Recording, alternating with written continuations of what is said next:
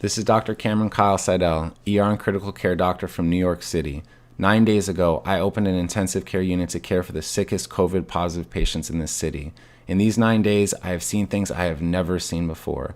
In treating these patients, I have witnessed medical phenomenon that just don't make sense in the context of treating a disease that is supposed to be a viral pneumonia.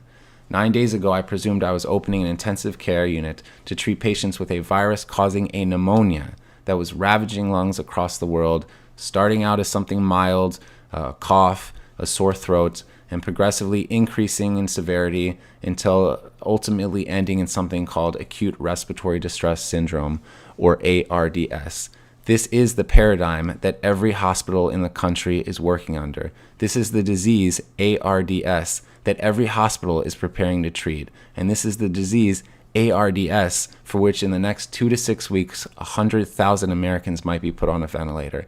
And yet, everything I've seen in the last 9 days, all the things that just don't make sense, the patients I'm seeing in front of me, the lungs I'm trying to improve, have led me to believe that COVID-19 is not this disease, and that we are operating under a medical paradigm that is untrue.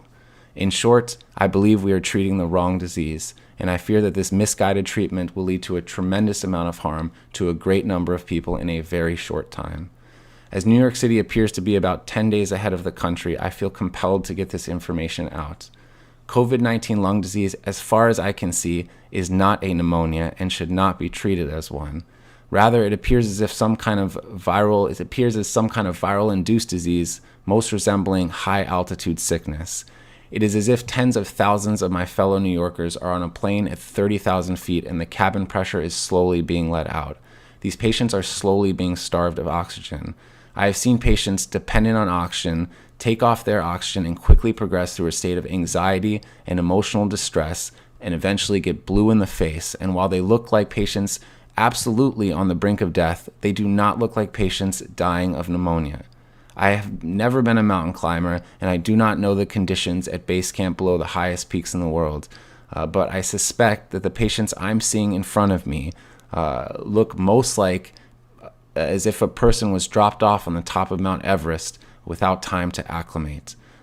I don't know the final answer of this disease, but I'm quite sure that a ventilator is not it. That is not to say that we don't need ventilators. We absolutely need them. They are the only way at this time that we're able to give a little more oxygen to patients who need it. But when we treat people with ARDS, we typically use ventilators to treat what's called respiratory failure. That is, we use the ventilator to do the work that the patient's muscles can no longer do because they're too tired to do it.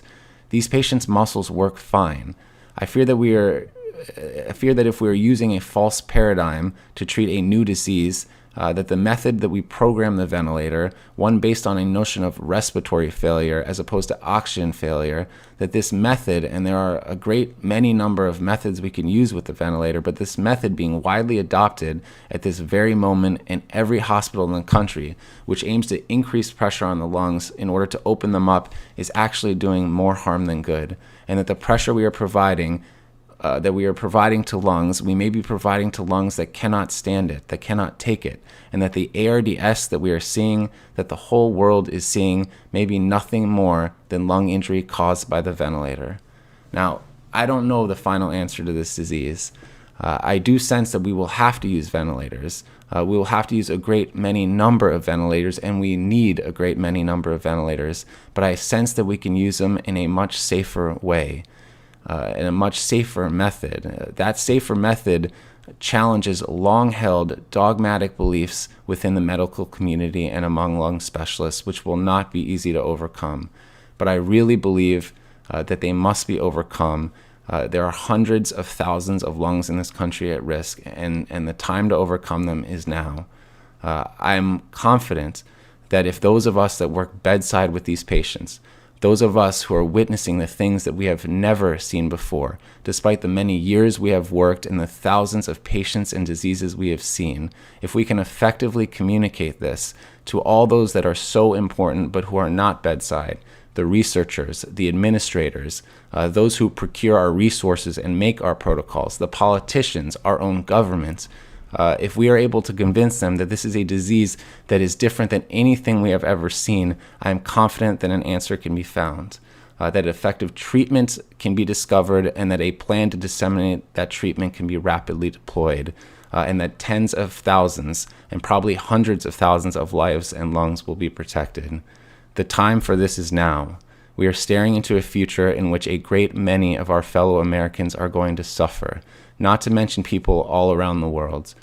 For those who will not suffer directly from this disease, from the terrible human cost of this disease, for those who will not lose a family member or a friend, and there will be a great many number of people who will lose those close to them. But for those who don't, they are still going to suffer from the great economic cost of COVID-19. We are all involved in this future. So I urge you, for those of us, if you are out there, for those who work bedside, I urge you to speak up. We can change this. I thank you all for listening. Please spread the message and stay safe.